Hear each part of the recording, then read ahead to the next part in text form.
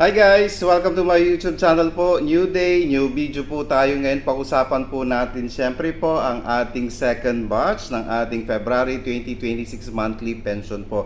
Dahil natapos na rin po ang ating first batch which is na release po siya noong Friday. Ayan po.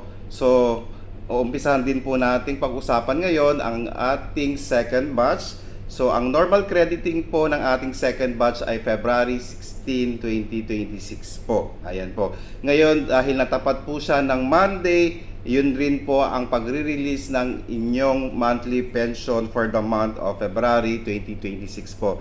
Sa ating mga SSS pensioners po, by February 16, abang-abang na po tayo sa ating ATM accounts. Ayan po, sa mga may notification, sa mga may online banking po, madali na po yan dahil meron po kayong notification na marireceive mula po sa inyong bangko kung ito po ay na-credit na sa inyong account po. At syempre po, huwag pa rin po natin kalimutang mag-comply ng ACOP or Annual Confirmation of Pensioner para po hindi magka-problema ang inyong pension, lalo na po baka po ito po ay masuspend dahil hindi po kayo nakapag-comply ng ACOP. Okay, sa ating mga SSS pensioners po na nakatanggap na nitong first batch, congratulations po sa inyo. At syempre po sa ating second batch by February 16, 2026 po.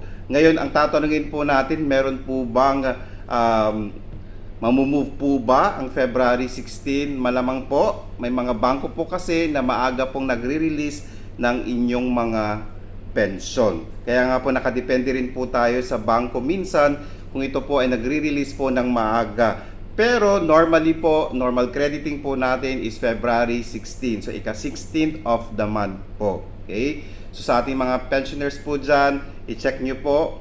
Okay? Baka po by Sunday, meron na po yan. Or by Friday, possibility by Friday, baka meron din po ito. So okay lang naman pong i-check. Pero para po nakakasiguro po tayo na at hindi na po tayo pabalik-balik sa mga ATM machine, tingnan na lang po natin by February 16 kasi nga po ang February 16 naman po ay regular day po yon. Okay, sana po nakatulong po ako. Please do not forget to subscribe, like, and share para po lagi po kayong updated sa ating mga videos. Maraming salamat po and stay safe. Bye-bye!